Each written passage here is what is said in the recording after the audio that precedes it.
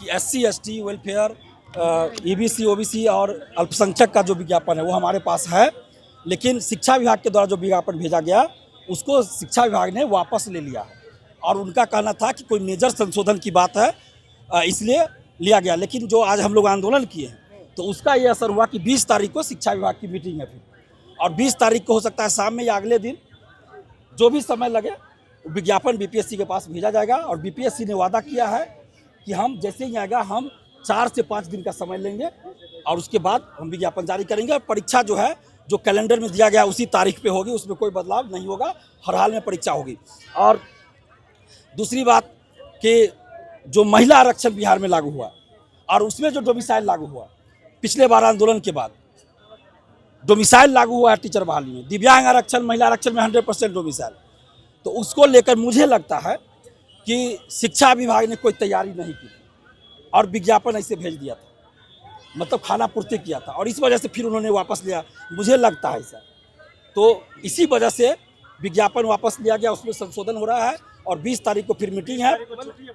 20 तारीख को बोला गया कि मीटिंग है, 20 तारीख को बोला गया कि मीटिंग है, ऑफिशियली बोला गया, हम लोग तो बोल रहे हैं मीडिया में। क्या सीटें बढ़ाने को लेकर भी कोई चर्चा हुई है? ईद को लेकर आप बोल रहे होंगे, तो ऑफिशियली अभी कंफर्म नहीं है कि 21 को छुट्टी होगा कि 20 को होगा।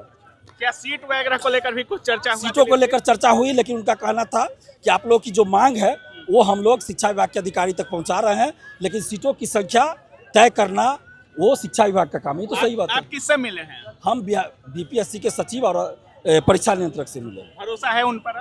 कि भरोसा ही कर रहे हैं, जो उन्होंने कहा वो मुझे सही लगा, जो बातें उन्होंने कही वो सही लगी बात। अगर गलत निकलेगी तो फिर उनके खिलाफ आंदोलन होगा। डेट दिया गया है उस पर एग्जाम लिया उन्होंने कहा है, मेरे साथ तो 6 लोग थे, हमको मिला के 6 लोग, 4 लड़की 2 लड़का हम लोग थे, तो सबने सुना, ऐसा नहीं कि हम अकेले में जाके कोई बात किए हैं। तो उन्होंने कहा जो समय दिया गया है एग्जाम का उसी समय पे एग्जाम होगा। जो मीटिंग 20 तारीख को मीटिंग होगा उसके 4-5 दिन बाद नोटिफिकेशन आएगा, ऐसा कहा गया है? हाँ बिल्कुल, 4 से 5 दिन हमको समय दीजिए। विज्ञापन आने बड़े शिक्षा विभाग से जब भेजा जाएगा तो 4 से 5 दिन हम समय लेंगे, उसके बाद हम विज्ञापन जारी करेंगे, उसमें देरी नहीं करेंगे।